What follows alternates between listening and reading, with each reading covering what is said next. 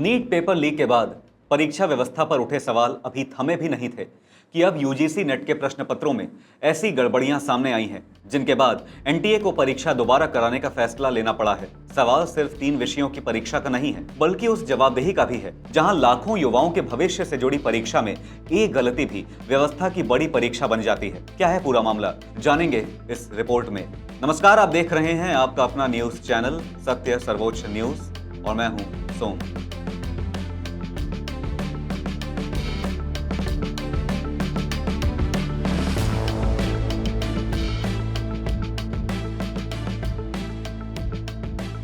National testing agency यानी NTA ने UGC net जून 2026 के 3 विषयों अंग्रेजी, कॉमर्स और समाज शास्त्र की परीक्षा दोबारा कराने का फैसला किया है। यह फैसला रविवार देर शाम सामने आया, जब इन तीनों विषयों के प्रश्न पत्रों में कई गंभीर खामियां पाए जाने की बात सामने आई। एनटीए ने माना कि मामला सिर्फ 1-2 सवालों को चुनौती प्रक्रिया के जरिए हटाने या संशोधित करने तक सीमित नहीं है। प्रश्न पत्रों में ऐसी गलतियां थीं जिनके बाद पूरी परीक्षा को दोबारा आयोजित करना जरूरी समझा गया। गौरतलब है कि यूजीसी नेट जून 2026 की परीक्षा 22 जून से 30 जून के बीच आयोजित की गई थी। ये परीक्षा कुल 87 विषयों के लिए कराई गई थी और इसका महत्व बहुत ज्यादा है क्योंकि इसके जरिए उम्मीदवार जूनियर रिसर्च फेलोशिप यानी जेआरएफ, असिस्टेंट प्रोफेसर बनने की पात्रता और पीएचडी कार्यक्रमों में प्रवेश लेने के लिए अपनी योग्यता तय करते हैं। लेकिन इन्हीं परीक्षाओं में से अंग्रेजी, कॉमर्स और समाज शास्त्र के प्रश्न पत्रों में सामने आई खामियों ने अब परीक्षा प्रक्रिया पर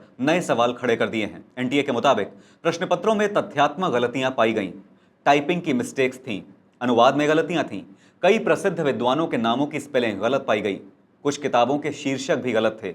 इतना ही नहीं, सवालों की भाषा, व्याकरण, लिंग और वचन से जुड़ी त्रुटियां भी सामने आईं। यानी समस्या किसी एक प्रश्न या किसी एक तकनीकी चूक तक सीमित नहीं थी, बल्कि प्रश्न पत्रों की गुणवत्ता को लेकर कई स्तरों पर खामियां थीं। इसी वजह से एनटीए ने साफ कहा कि इतनी व्यापक गलतियों को केवल चैलेंज प्रोसेस के बाद कुछ सवाल हटाकर ठीक नहीं किया जा सकता। इसलिए इन तीनों विषयों की परीक्षा दोबारा आयोजित करने का फैसला किया गया है। उम्मीदवारों को इसके लिए कोई अतिरिक्त शुल्क नहीं देना होगा।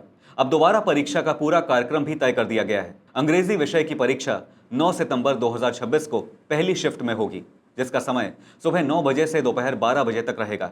इसी दिन कॉमर्स की परीक्षा दूसरी शिफ्ट में दोपहर 3 बजे से शाम 6 बजे तक आयोजित की जाएगी, जबकि समाज शास्त्र की दोबारा परीक्षा 10 सितंबर 2026 को पहली शिफ्ट में सुबह 9 बजे से दोपहर 12 बजे तक होगी। परीक्षा शहर, परीक्षा केंद्र और नए एडमिट कार्ड से जुड़ी जानकारी एनटीए की आधिकारिक वेबसाइट पर जारी की जाएगी। खास बात यह है कि एनटीए ने उम्मीदवारों को यह भरोसा भी दिलाया है कि दोबारा परीक्षा होने के बावजूद जेआरएफ सीटों के आवंटन, असिस्टेंट प्रोफेसर की पात्रता और पीएचडी में प्रवेश से जुड़े ई सर्टिफिकेट जारी करने की प्रक्रिया में देरी नहीं होने दी जाएगी। एनटीए ने यह भी स्पष्ट किया है कि इन 3 विषयों के उम्मीदवारों के हितों का ध्यान रखा जाएगा। असिस्टेंट प्रोफेसर की पात्रता प्राप्त करने वाले उम्मीदवारों की संख्या जून 2026 की परीक्षा या दोबारा परीक्षा में शामिल उम्मीदवारों की संख्या के 6% के बराबर तय की जाएगी। वहीं जेआरएफ, असिस्टेंट प्रोफेसर की योग्यता और पीएचडी प्रवेश के लिए विषयवार आवंटन सूचना बुलेटिन में निर्धारित नियमों के अनुसार ही होगा। सबसे महत्वपूर्ण बात यह है कि एनटीए ने साफ किया है कि हर विषय के लिए पहले से तय किए गए अवसरों या निर्धारित संख्या में किसी भी तरह की कटौती नहीं की जाएगी। यानी दोबारा परीक्षा का बोझ उम्मीदवारों के भविष्य या उनके निर्धारित अवसरों पर नहीं डाला जाएगा। लेकिन इस पूरे घटनाक्रम ने एक बड़ा सवाल जरूर खड़ा कर दिया है। नीट पेपर लीक के बाद देश पहले ही राष्ट्रीय स्तर की परीक्षाओं की विश्वसनीयता और परीक्षा एजेंसियों की कार्यप्रणाली पर बहस देख चुका है। अब यूजीसी नेट के प्रश्न पत्रों में तथ्यात्मक, भाषाई और तकनीकी गलतियों का सामने आना बताता है कि परीक्षा प्रणाली में सिर्फ सुरक्षा ही नहीं, बल्कि प्रश्न पत्र तैयार करने से लेकर उसकी अंतिम जांच तक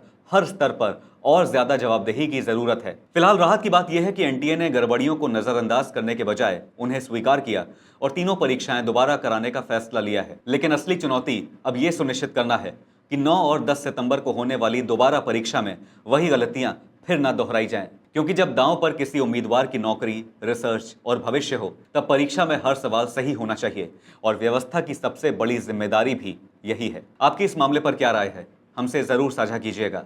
फिलहाल इस खबर पर इतना ही।